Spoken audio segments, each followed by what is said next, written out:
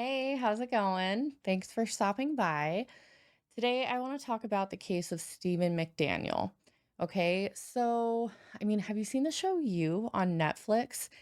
That's what this guy reminds me of, okay? But I don't know, such creepy vibes.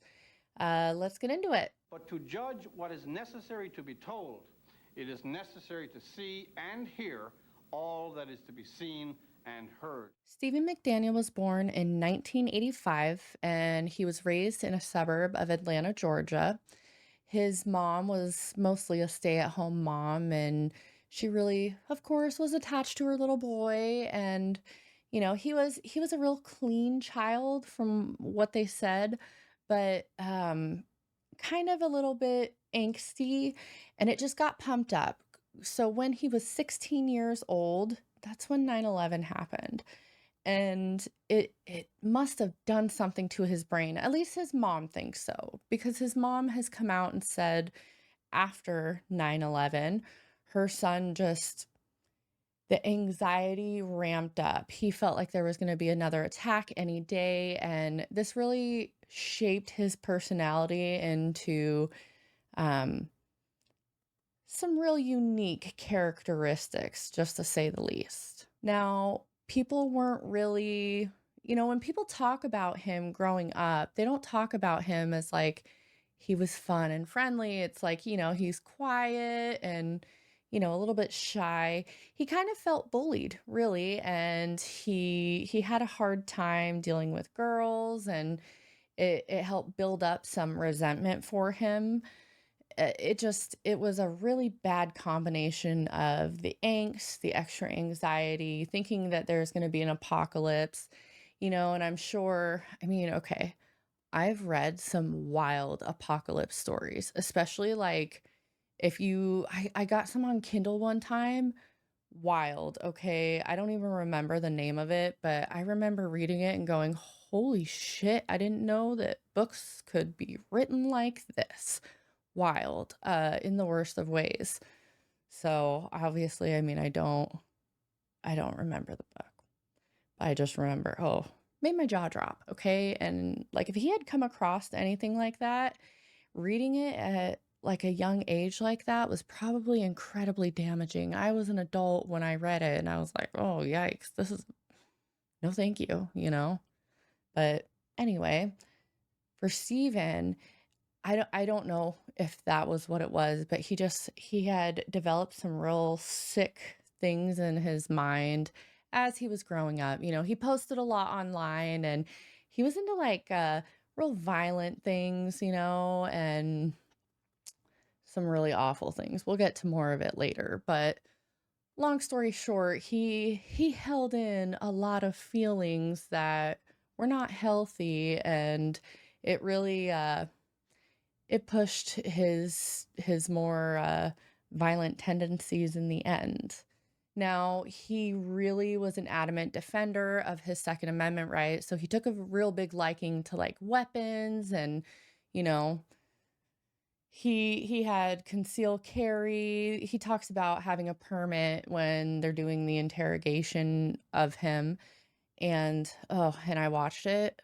Oh man, let me tell you, okay. When I say it's got to be the most frustrating interrogation those police ever have done, I really believe it. You can just hear it in their voices, okay? Ugh. Stephen's belief in the apocalypse also like made him really big into the idea and the support of weapons. He owned, I think, 3 firearms. He had some whatever permit it was that he needed. It was all legal. He did say that he didn't take them out shooting, but I don't know. I don't think I've ever met somebody who got a gun and did not like go out to the shooting range at some point. Anyway, uh the his obsession with the apocalypse, him holding all the guns, and it wasn't just weapons and guns. It was also like protective armor, and he had some real interesting things, and awful things in his apartment when the officers ended up going through or the detectives ended up going through and collecting evidence. Stephen would post online under SOL, which stood for Son of Liberty, and I mean, it makes sense because that was really how he identified, and he would post online different violent things, just dehumanizing, degrading. It was you could tell that he needed help just by seeing what those posts were. Now, along with all of these things that Stephen had a tendency to, I think he really it seems like he really had a fragile sense of self-worth, and it just every time he got hurt by somebody or what have you, it kind of broke him a little bit more. So when Lauren Giddings moved into the same apartment complex that he lived in, um, seeing her, of course, I'm sure he probably thought she would be the same, but Lauren Giddings was such a sweet person. Like, everybody talks about how wonderful she was and how she just, like, she could uplift anybody. She was kind to everybody, even the weirdos, okay? Lauren was born in 1984 and she grew up in Maryland, but she was a real driven girl. I mean, everybody consistently talks about how she had her path in life. She knew what she wanted to do. Her aspiration ultimately ended up her desire to be a defense attorney. Lauren ended up graduating college with her first degree, a major in political science and a minor in religious studies in 2006. After that, she moved to Washington, D.C., and she worked for the National Center for Public Policy for a year. And then she went to the Mercer, Macon, Georgia campus to attain her law degree. And that's the same school that Stephen went to as well, same apartment complex, same school. It ended up being, I mean, they had a lot in common there. They were in a lot of similar places together. And then to add on top of that, they were both part of the Federalist Society. And the last year of school that they both attended, Lauren had been voted the president and Stephen had been voted the vice president. According to Lauren's friends, she didn't really consider Stephen as like a friend. She considered him more as like a nice acquaintance or, somebody that she had to collaborate with, not somebody that she was like, "Oh, I wanna go hang out with them." And plus, I mean, there was no romantic relationship there.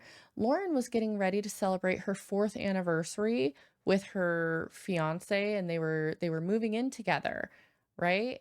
I mean, she was getting ready to just launch her life. She had just graduated college and, um, in on June 17th, she actually ended up attending her sister's wedding, so that was, a real nice part of life.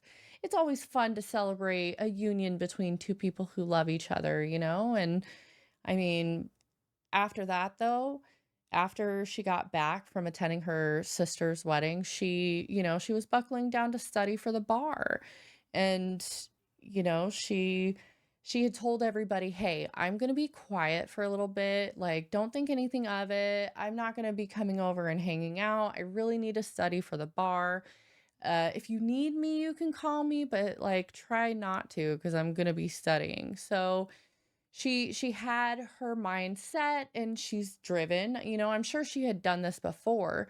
But the thing is that she was getting ready to move out. Lauren had been telling her friends and her sister, that she was getting some real creepy vibes from her apartment. It was like almost like somebody else had been in her apartment and she couldn't figure it out. And creepy, okay? Especially like living alone. I no, mm-mm. I don't think I've ever lived alone, and I think it would be kind of creepy at times, I mean, nowadays we have all kinds of cameras and whatever, but like back then it was a little bit different. I mean, I know we're talking about 2011, but technology's moved a long way since then and a lot of stuff has become much more affordable. Remember, we are talking about college students here, so I'm sure they don't have a lot of disposable money, and cameras cost a lot more back then.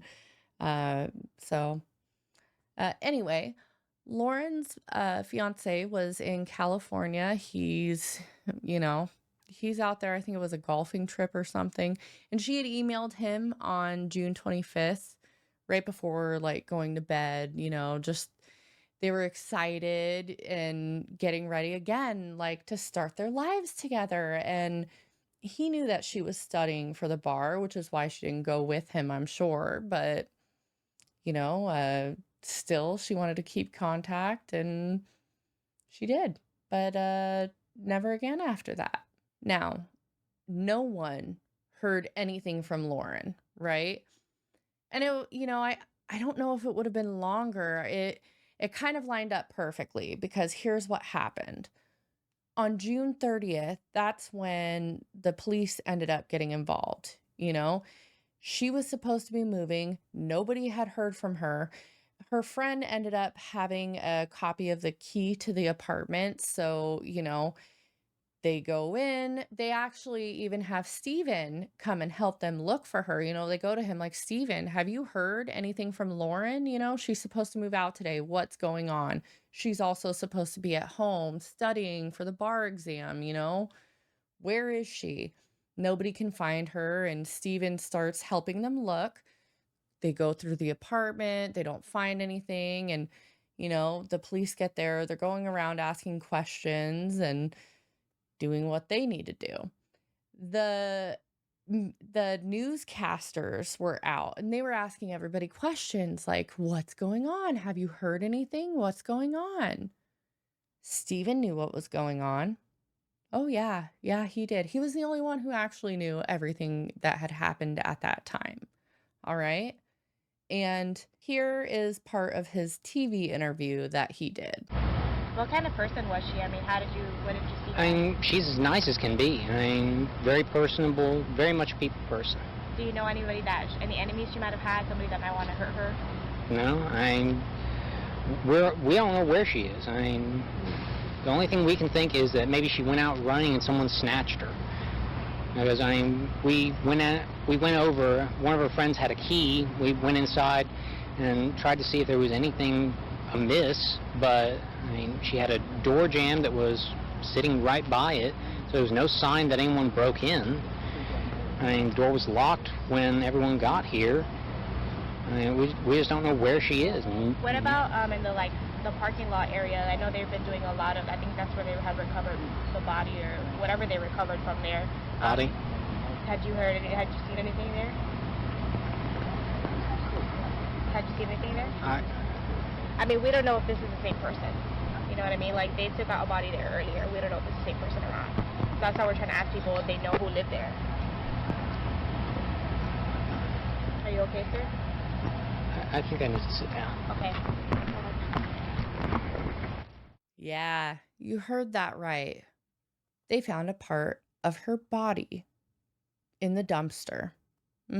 And wasn't it crazy to see his reaction? I mean, you can see how much emotion he has in the beginning. You can see all of his emotions, and then he after he like runs off to go cry for a little bit or like sit there in his stun. I mean, he's probably in shock at that point because now shit's getting real for him because he knows what happened to her. You see, the story that he ends up telling everybody is that it was technically June 26th that this happened. So he had gotten a copy of her key and the master key, right? Because it was an apartment building. And from the building manager, he ended up stealing the master key and stealing a copy of Lauren's key to her door. And he was using it. He was the reason why it was so uncomfortable for her. This is why she felt like somebody else had been in her apartment because somebody had. It was Steven. All right. Geez, right? Stalker. It was terrifying, right? When you hear a story like that, you really start like looking around, trying to, I think stories like this are the kind that make people put cameras up all over nowadays, and just try to look out for their protection. And unfortunately, the efforts that Lauren put forth didn't end up working. She had gotten a door jammer, right? Because she was in the process of moving. Everybody knew that she was kind of creeped out about, her apartment and everything, and her gut instinct was right. She ended up getting like a door jammer, and she had put it against the door, thinking that this would make her safe. And she had gone to bed that night after she had emailed her boyfriend, fiance, back on June 25th. Stephen had used that time to go into her apartment and just like stand there and watch her sleep, like creepy. All right. Creepy. And like, okay, I know that they did that in Twilight. Can we all agree that was fucking creepy too? Like, it was. Let's be honest here. It was fucking creepy. And it was especially creepy when Stephen McDaniel was watching over Lauren while she was sleeping. And this is all, this is all what Steven said, because he's the only one that we have to get anything from. So what he says is he says that he had been standing in the corner of her room. He moved weird and the floorboard creaked and it woke her up. All right. And when she looked over and she saw it was him, she told him to get the fuck out. And that was enough to make him so enraged that he went and jumped on top of her and he strangled her, like uncontrollably. All right. I don't know, man. I don't know about that.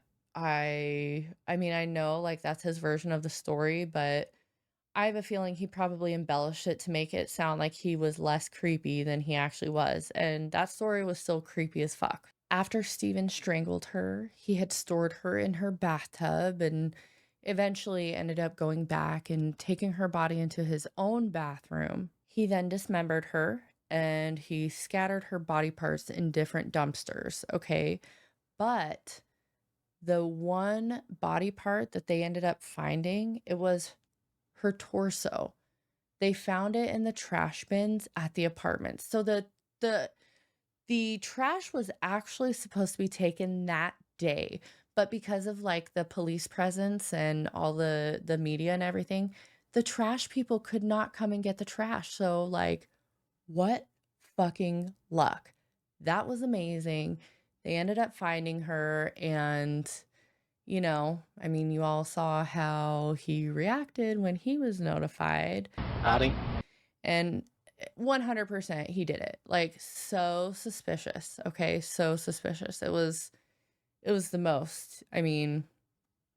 Anyway, yeah, so they take him in. Okay, I shouldn't say that like it's 100% suspicious, but he really like his emotions were everywhere. I don't know.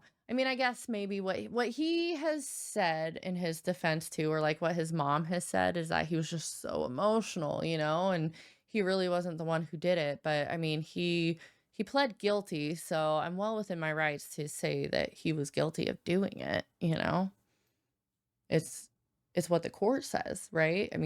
He signed on that. But anyway. So when police did the search of his apartment, they find all those weird water bottles everywhere. And there's like, I don't know, he's got a bunch of questionable things. But what police found the most interesting is attached to his lanyard for the school. He had a USB card, a little like USB port thingy. Now, they did find like pictures of Lauren and they figured out how he was able to break into her door. Remember I said that she had that door jammer on the door? Stephen had taken a camera and had peeked through her window with the camera to see what was in front of the door and why he couldn't open it, because he had tried originally with his key to get in, but he couldn't.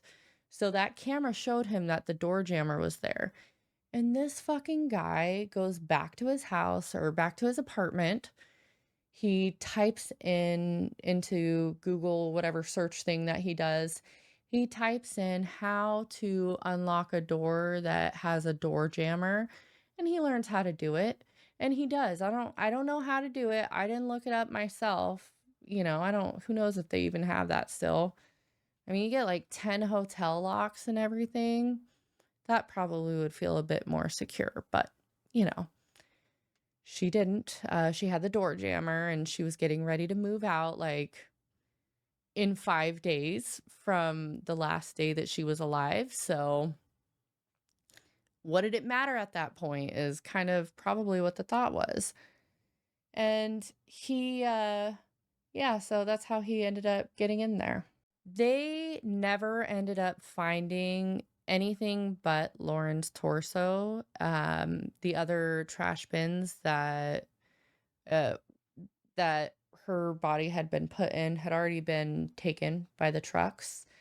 I'm not sure exactly which ones he had put them in, but they were indifferent. So, you know, that's really heartbreaking. I just think that's so fucked up. That is so fucked up. How ridiculous.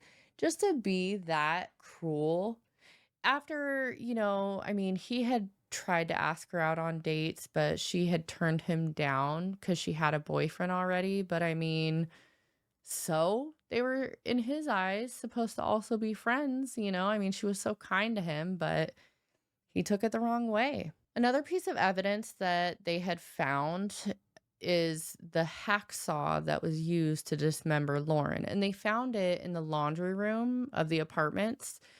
And it Steven had like all these different excuses for everything, like he comes out later on with his mom and they're trying to say that it was actually the maintenance man that did it and that he had seen the maintenance man on her patio. Like that's the new thing that they're putting out, trying to get an appeal. So, after the interrogation of Stephen McDaniel, the detectives go to his apartment. They end up finding that USB. So that little USB with all of those files on it that Stephen McDaniel had actually had CSAM on it. So because of the CSAM that he had, he ended up making a deal with the police because he didn't want charges for those. And the deal made through his lawyer was that he would serve 30 years to life with the possibility of parole, and they would not charge him for the CSAM, but he had to tell them what happened with Lauren and, of course, sign off on his guilt. So that's what he did. And that's exactly what ended up happening. I mean, he's still in prison right now, which is good. He has tried to appeal his case, okay? And look, okay, listen, I know that he went through law school. Like, I get it. But he didn't even pass the bar, okay? He didn't even have a chance to take the bar. Lauren didn't have the chance to take the bar. They graduated the same time, and, I mean, they were studying for it. Well, he was supposed to be, but he was studying her more. And, I mean, he was just like, so fucked up. That's so fucked up. They could have probably even, if he had actually been a fucking decent person, they probably could have ended up, staying in touch here and there, but Steven chose the bad route, fucked up. Now, he has recently tried to get out of being in, the trouble he made for himself by appealing the guilty verdict appealing his guilty plea.